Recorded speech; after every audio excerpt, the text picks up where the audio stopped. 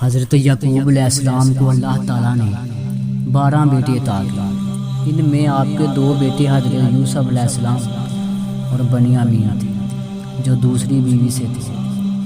حضرت یوسف علیہ السلام ابھی چھوٹے بچے ہی تھے کہ انہوں نے ایک خواب دیکھا۔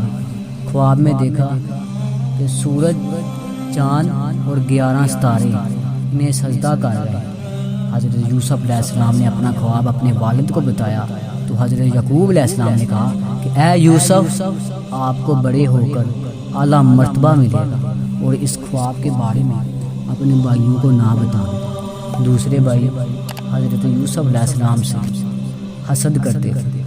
حاسد بھائیوں نے بہانہ بنا کر یوسف علیہ السلام کو لے جانے کی اجازت لے لی۔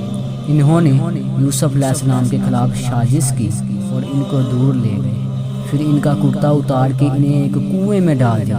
انہوں نے کہا کہ یوسف کو کوئی دور کا مسافر اٹھا لے جائے گا۔ انہوں نے حضرت یوسف علیہ السلام کے کرتے پر بھیڑیے کا خون لگا دیا اور اپنے والد کو وہ کرتا دکھایا اور کہا کہ یوسف کو بھیڑیا کھا گیا۔ کرتا پھٹا ہوا نہیں تھا۔ حضرت یعقوب علیہ السلام کو اپنے بیٹوں کی چال بازی سمجھ میں آ گئی۔ بیٹے کی جدائی میں رو رو کر ان کی بینائی چلی گئی۔ ایک قافلہ جو مصر جا رہا تھا وہ کنویں کے پاس پانی پینے کے لیے رکا تو انہوں نے پانی بھرنے کے لیے ڈول کنویں میں پھینکا تو حضرت یوسف علیہ السلام اس ڈول پر چڑھ گئے۔ جب ڈول اوپر آیا تو خوبصورت بچے کو دیکھ کر قافلے والے حیران رہ گئے۔ قافلے والوں نے مصر پہنچ کر حضرت یوسف علیہ السلام کو معمولی قیمت پر ایک شخص کو فروخت کر دیا۔ جس کو فروخت کیا تھا وہ شخص عزیز مصر تھا۔ اس نے ننھے یوسف علیہ السلام کو خوب عزت سے اپنے محل میں رکھا۔ جب حضرت یوسف علیہ السلام پختگی کی عمر تک پہنچے تو اللہ تعالیٰ نے انہیں اپنا نبی چن لیا۔ عزیز مصر کی بیوی زلیخا جھوٹی اور دھوکے باز تھی۔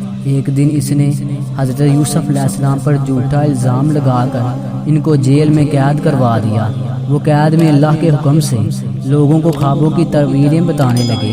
ایک بار 2 قیدیوں نے اپنے خواب سنائے۔ حضرت یوسف علیہ السلام نے ایک قیدی کو بتایا تجھے موت کی سزا ملے گی، دوسرے کو بتایا تم رہا ہو کے بادشاہ کی نوکری کرو گے۔ ایک رات مصر کے بادشاہ نے ایک عجیب سا خواب دیکھا۔ اس خواب کی تعبیر کوئی نہ دے سکا۔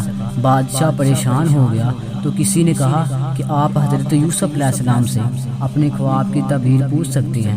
تو بادشاہ حضرت یوسف علیہ السلام کے پاس آیا اور اپنا خواب حضرت یوسف علیہ السلام کو بتایا کہ میں نے دیکھا ہے کہ 7 گائیں موٹی ہیں اور 7 پتلی، اور 7 پتلی گائیں 7 موٹی گائیں کو کھا گئیں۔ حضرت یوسف علیہ السلام نے تعبیر بتاتے ہوئے کہا کہ 7 سال تک زرخیزی اور خوشحالی رہے گی، پھر 7 سال تک قحط رہے گا۔